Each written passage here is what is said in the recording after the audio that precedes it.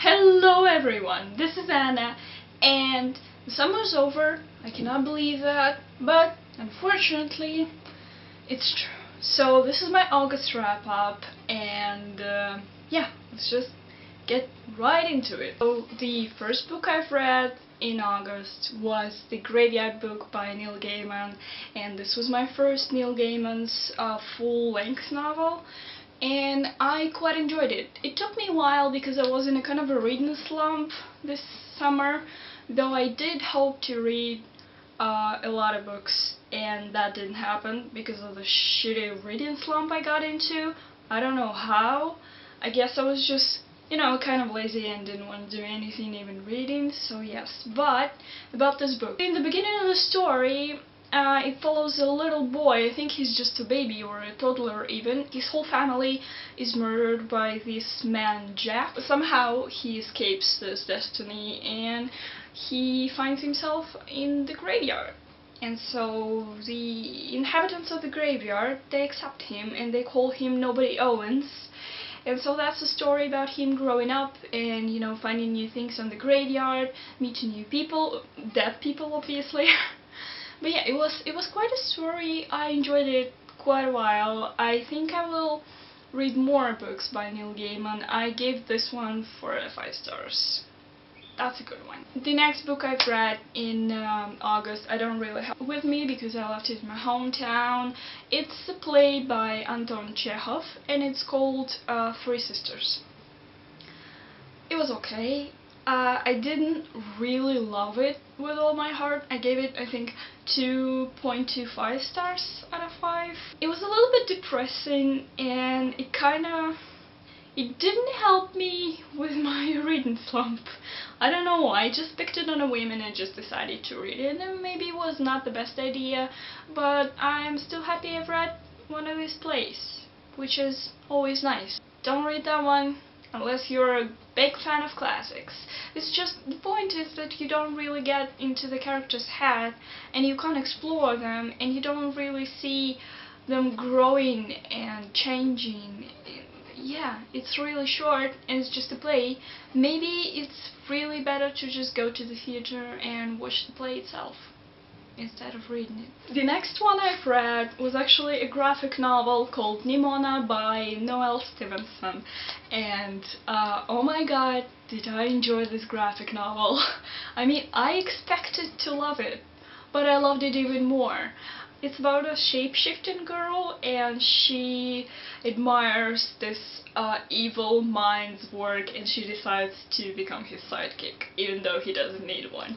And so the story kind of picks up from there and they have great adventures, and then the story goes on and it gets a little bit deeper and kind of harder, but at the same time you love it even more and more and more. This graphic novel is kind of a big thing on BookTube now.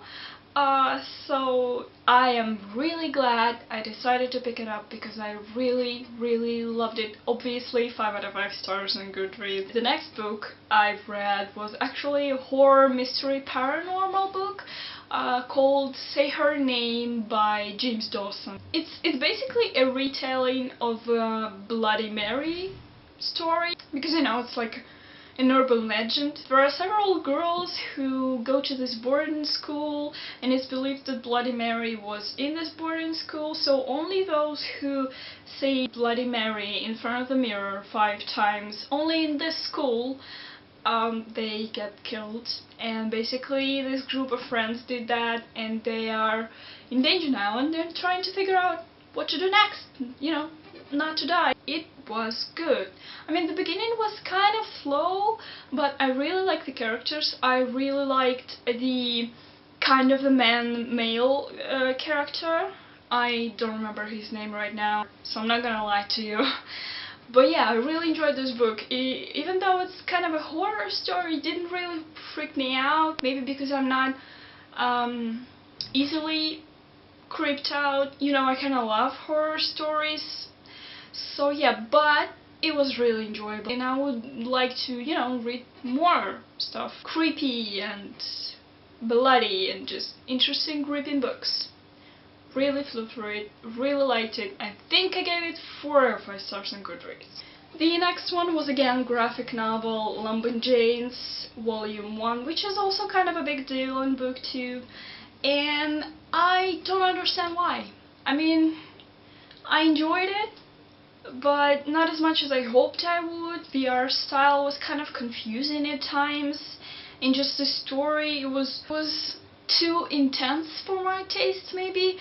All the things kind of happened at once, and I don't know, I gave it 3 stars, or 3.5 maybe.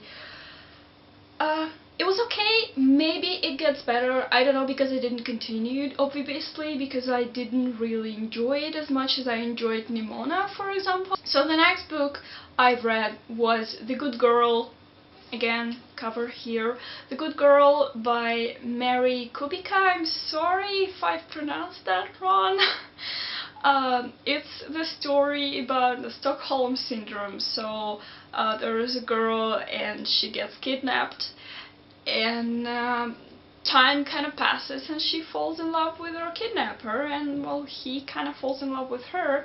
The interesting thing is that we don't get chapters from the girl who was kidnapped. So we get chapters from the detective investigator, we get chapters from her mom, and we get chapters from her kidnapper, but not from her. So that's kind of interesting. This was my first Stockholm Syndrome story, and I was pleasantly surprised. I'm actually gonna review this book, I think, because I really enjoyed it. I enjoyed it that much. So if you're interested, check out my thoughts. It'll be up later because I haven't filmed it yet, obviously. But yeah, 4.5 stars on Goodreads. Really impressed me. I enjoyed it so much. The last book I've read was All Famous Anna and the French Kiss by Stephanie Perkins. I was a little tiny bit disappointed because I had issues with this book. Even though I really enjoyed the story, I had some issues with it. Probably people who've read it understand me, which is probably most of the people now, because I'm kind of late on this serious trilogy thing. But yeah, I didn't really like Etienne's, behavior throughout pretty much the whole book. But I think they were cute, the whole story was cute, and so yeah, kind of enjoyed it. I think I gave it 4 out of 5 stars on Goodreads. And I would have enjoyed it much more if I didn't have this one issue bugging me throughout the whole book. For some reason, I did not expect it to be an adult.